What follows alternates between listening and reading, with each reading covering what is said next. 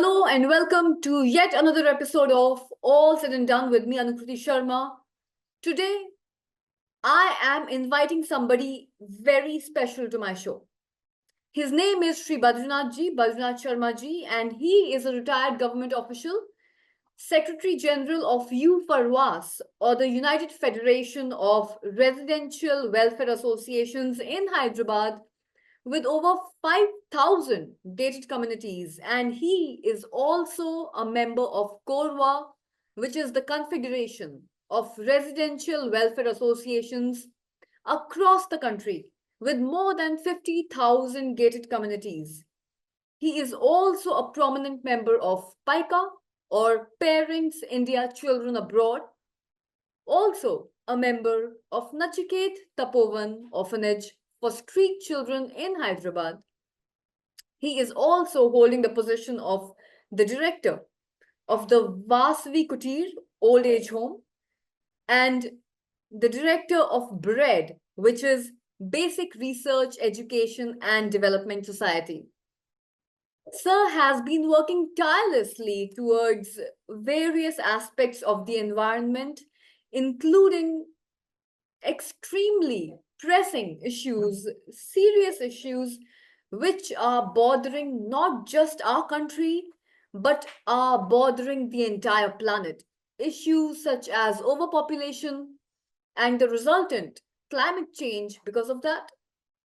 And Sir is also working towards increasing more awareness in the society about the depletion of the non-renewable energy resources like wood and coal, and how we can work towards building more efficient waste management and waste recycling systems. Sir has been focusing a lot on microplastics, which are a societal hazard, and in some of his recent speeches, he has spoken a lot on that.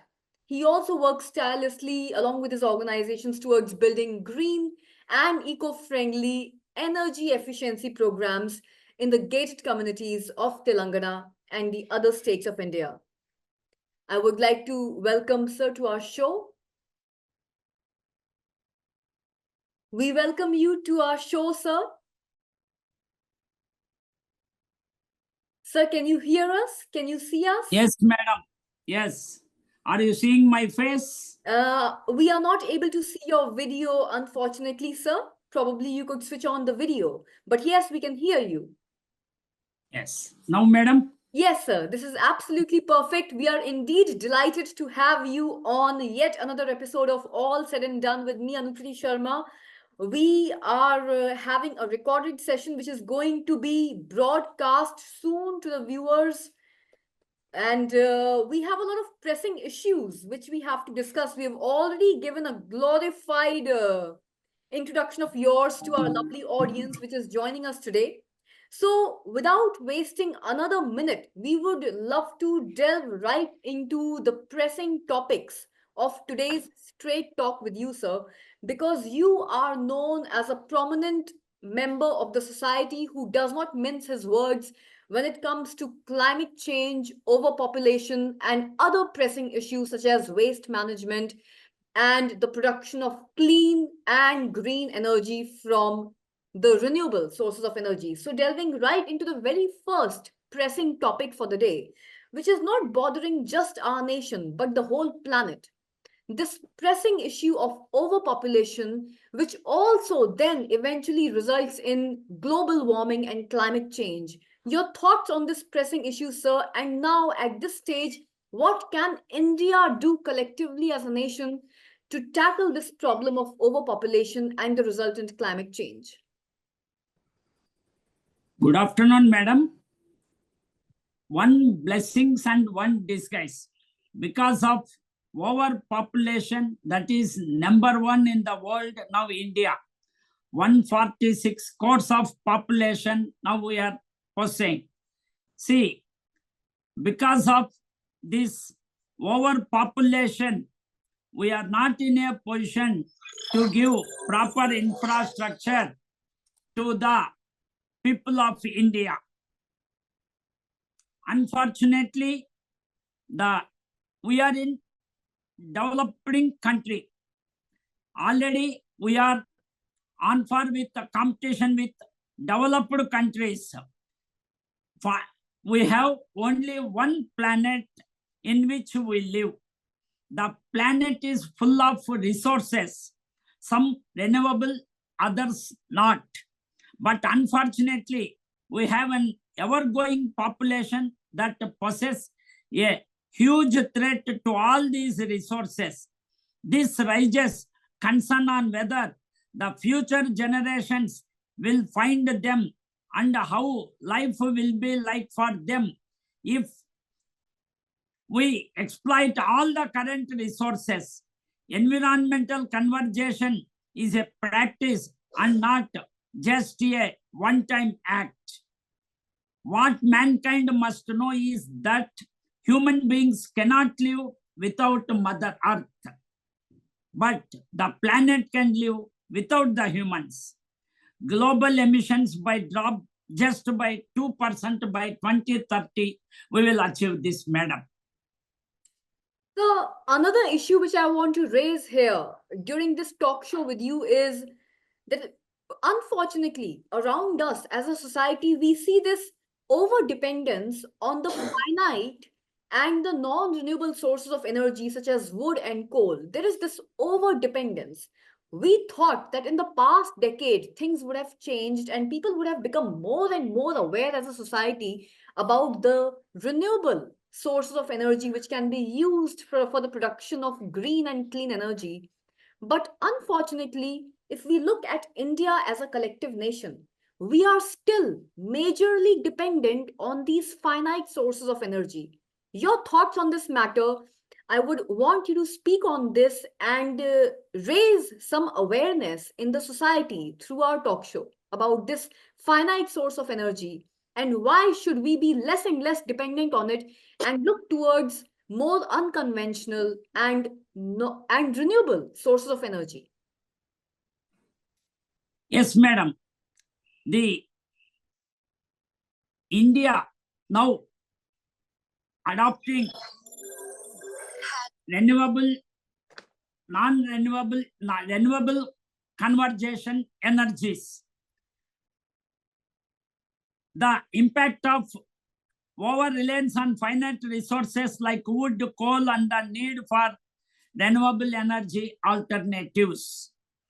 For this, our India now adopted for solar energy and our wind energy, and we are having other sources through we are instead of coal and wood, we are alternatively we are doing, madam. India committed to become carbon neutral by 2030. Number one. Fourth, globally for total renewable power capacity additions. India has already achieved its target of 40% installed electric capacity from non-fossil fuels. Fourth largest installed capacity of solar and wind power in the world. By increasing non-convertible energy, we are reducing coal and wood, madam. So when we look at the metropolitan cities such as Hyderabad, and we look at the big states like Telangana, Uttar Pradesh, Madhya Pradesh, when we look at all these places, we do find a lot of people becoming aware of solar energy and installing the solar panels on their roofs for harnessing solar power, which can be used as a source of energy for different purposes. But what can we do with water, sir? You did speak about wind being used as one of the renewable sources of energy, a clean source of energy. Solar power happens to be another one. Can we do something with water, sir? And in terms of rainwater harvesting, sir, can we harvest this water and use it for production of energy as well in the cities? Yes, madam. Now government giving some concessions to the societies, to the persons, to the individuals through their GOMS number 168 dated 7/4/2012. Those who will adopt these non-conversionable energy like water harvesting, solar energy, electric charging stations, solar water heaters, and carpooling to reduce the fuel this thing.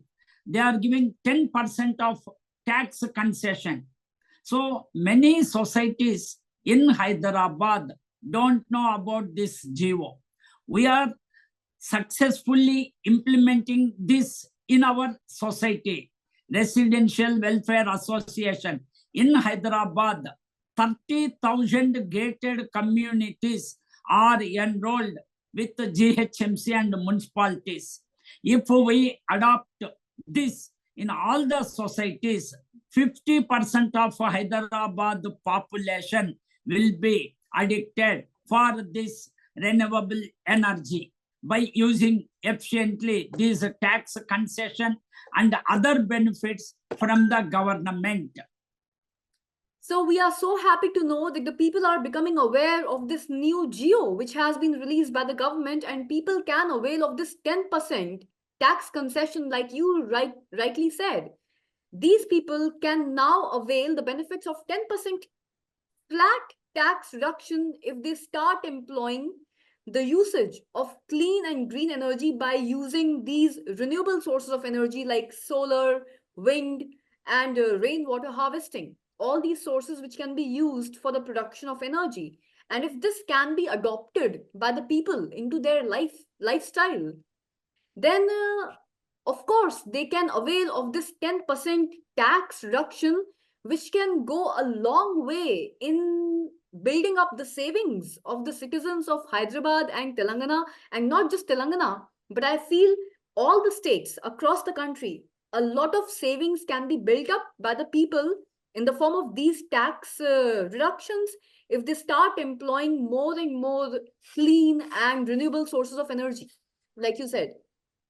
Yes, madam. See, Another issue. Ours is the, tell me, madam. So another issue which we see with the use of these non-renewable sources of energy is that a lot of waste is produced. And when we talk of waste, one thing which is unfortunately widespread in our society is the use of plastics, sir. We see a lot of waste being produced, one, because of the use of these non-renewable fossil fuels. Then we see a lot of consumption of plastic by the public, which is then discarded. It does not get degraded naturally by the environment. So your thoughts on efficient waste management, waste recycling, and how can plastic be recycled and used again in the society if people can't get rid of plastic altogether? Correct, madam. Because of plastic, now in India, every day we are producing 61.3 million tons of generated waste. Out of that, 50% is plastic. See, only we are collecting back 10.7 million tons every day. No track of balance 50.6 million tons.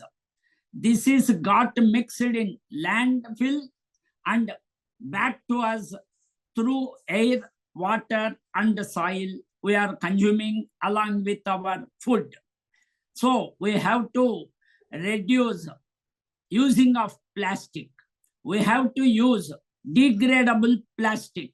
For this, government is now giving concession or at subsidy rates. They are giving degradable plastic to the societies. That every society has to take that advantage from the government.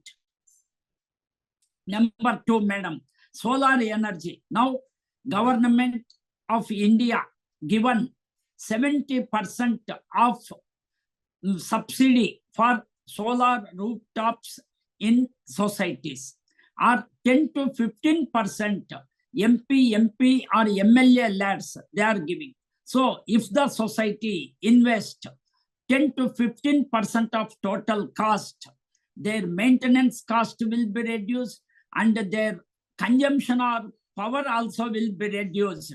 Ours is main example, madam. See, we installed by government taking subsidy solar water heaters. And we are using 20 kiloliters as free water supply by government of Telangana. For last 4 years, we didn't pay even a single rupee to the waterworks department, and we saved 1 crore 10 lakhs towards water consumption in this 47 months. And this amount will be spent on solar rooftops, gardening, and recycling of water, and waste compost. So, and also maintenance cost is reduced.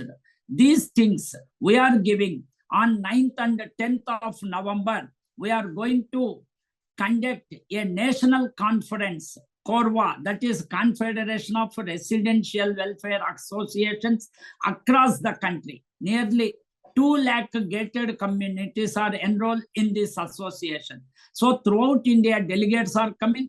At the same time, we are going to enlighten the people of Hyderabad how to reduce this, how to reduce the power cost and use efficient use of non-conversionable energy.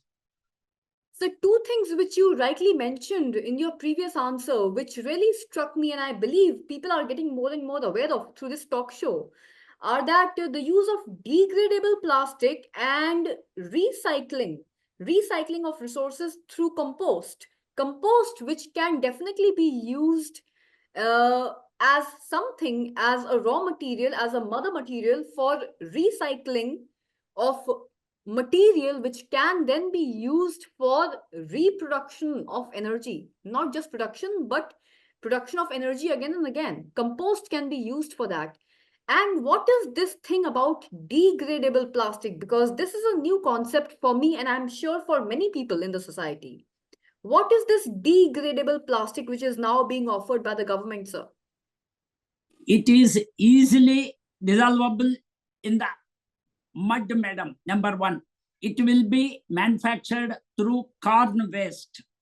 Already in Hyderabad, industries are there. I sent you one video on this degradable plastic, how to manufacture, how to use, and later it will automatically dissolved in the mud water. Which we are So going that to is show to our viewers for advantage. sure. There is a video which has been shared by Sir, and we are going to be telecasting it for all our viewers to watch and understand how degradable plastic is used and then how it eventually gets degraded naturally by the environment. Something which is like a blessing for the society at this point. And also, we have to educate the people, madam. See, we have to give Mother Earth or nature to the next generations. If it will natural calamities, sudden rains and cloud bursting, getting of rain at a place, only one place to maximum extent, and other places drought. These are all due to environmental imbalance, madam. That we have to reduce. So we have to educate the children or the students of India. We have to use non-conversionable energy, and we have to support the government people to give good environment in India. See, Definitely, sir. yad Like you bhavam said, tad bhavati. Yad bhavam tad bhavati. India is the cradle of human race, the birthplace of human speech, the mother of history, the grandmother of tradition, and the great-grandmother of legend. The most valuable instructive and materials of the mankind are treasured up from our Indian culture only. If we will think 140 crore people, this is 1/5 of total world population. So we can become the Vishwa Guru or model, role model to the world. absolutely, so we agree with you, and we feel that right now the need of the hour is education and raising awareness, especially amongst the youth of our society, because the youth is potentially the light of the world. They are the ones who are going to take this nation forward into the future. So raising awareness, supporting them, and educating them, which India is already doing through people like you who are creating awareness and conducting initiatives like the ones that you are. So, moving on to something which many people might not be aware of, microplastics. So, now, so this is our next topic. Now, this is a growing societal hazard. And we usually see these days that microplastics are quietly infiltrating every corner of the planet, and they are becoming a global environmental and also a health crisis. While they Yes. are invisible to the naked eye, their impacts are anything but invisible. From contaminating our oceans, our largest water bodies, to threatening human health, microplastics have rapidly evolved into, I would say, one of the most pressing challenges of our times. Addressing this hazard requires immediate action and collective and collaborative responsibility. So, what are your thoughts on this important issue, sir? Madam, microplastics invade human brains. Researchers call for global emergency for this. The global use of plastic has led to severe environmental contamination with microplastics, now found in air, water, soil, food, and human organs. Researchers call for global emergency. Microplastics invade human brains. And madam, we want to, these brain samples contained an average of 0.5% plastic by weight. Global human usage of plastic has resulted in severe environmental contamination, including the discharge of microplastics. The air, water, soil, food, and even human organs have been reported to contain these tiny plastic particles. Microplastics are a serious health and environmental issue as they can have adverse effects on human health and ecosystems.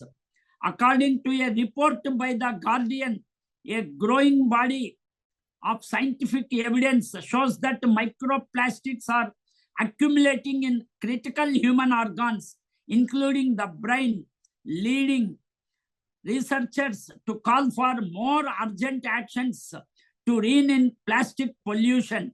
Studies have detected tiny shards and specks of plastics in human lungs. Plasnets reproduces organs, livers, kidneys, knee and elbow joints, blood vessels, and bone marrow.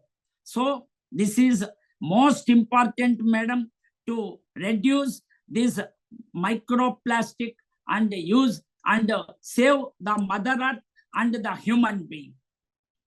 So, what can be some practical ways for reduction of the use of microplastics, and eventually, what is the source of these microplastic particles? Where are they coming from? I know about one thing for sure. We are constantly in this habit of using plastic water bottles for consuming water. So we constantly advise people to reduce the consumption of water from plastic water bottles, because the plastic slowly over the period of time starts to dissolve in water or any beverage which is being kept inside that water bottle, especially if that beverage happens to be hot or warm. So we do know about that and how the plastic gets dissolved into such a beverage and then it gets consumed by human beings. We are constantly moving towards the use of glass water bottles or copper or metallic water bottles. But what are the other sources of these microplastics? Where are they coming from, and how do we end up consuming them without knowing about it? These microplastics will be manufactured LDPE, madam, low density polyethylene granules. See, because of cheap rate and humans are accustomed, and now the government waken up and is imposing on plastic to some extent of microns. So it is an offense wherever they will sell or buy or use this low-level granules plastic. It will be a offense. So in shops and all sale points, they are banned. Instead of that, government is introduced and encouraging degradable plastics, which are manufactured from corn and other materials. So practically, the use of low quality, low micron and low density plastic products or plastic containers or plastic bottles is what is leading to the eventual consumption of these microplastic granules or particles by the human beings. It is leading to the consumption of plastic in the form of microplastic particles, which we Particle, and it particles. will be not Yes. seen by naked eye. Yes, plastic-based microparticles which are invisible, which we end up consuming because we are buying products maybe which are packaged in low quality, low micron and low density plastic products, maybe plastic boxes or plastic bottles. If we are buying any food product or any beverage which is being contained in such low quality and low density plastic container probably, then we may end up consuming these microparticles along with the food or the beverage. So that may be happening. So I'm so glad that you took out the time, sir, to come to our show and raise awareness on such critical issues which are pertaining to human health. And now we realize that plastic is slowly and slowly getting accumulated in the vital organs of the human body, which can be fatal in the long run, can be extremely harmful for the youth, for people of any age group, extremely harmful, especially because it goes and eventually gets accumulated in the vital organs, including the liver and the heart and the brain, like you rightly mentioned. And we are so thankful that you came to the show and you raised awareness on such pertinent issues, such pressing issues which need to be addressed. And we need to talk more and more about these, especially so that the youth and then eventually the society gets enlightened and gets more aware about these issues. Before we let you go, sir, one last question about reforestation. Can we do something about reforestation? Because we started the show with the topic of overpopulation and the resulting global warming. One way to probably reverse to a certain degree, reverse global warming to a certain degree could be plantation of more trees and more plants. So your thoughts on reforestation and how can reforestation and increasing the green belt in our country lead to reversification to a certain degree of global warming, which we are suffering from? Madam, one thing everyone must know, the prosperity of our country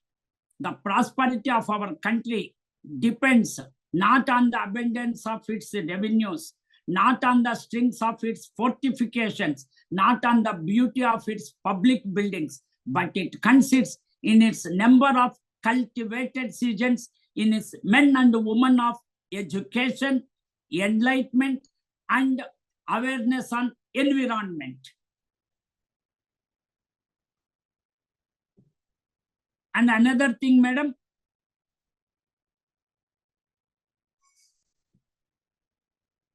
Yes, sir. India is the third largest energy consuming country in the world. First, India is the third largest producer of electricity in the world.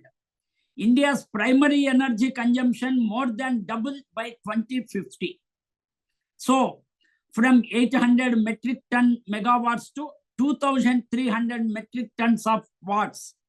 India stands fourth globally in renewable energy installed capacity, fourth in wind power capacity, and fourth in solar power capacity. Now we are slowly increasing by converting this non-effective utilization of non-conversionable energy. We can save the earth.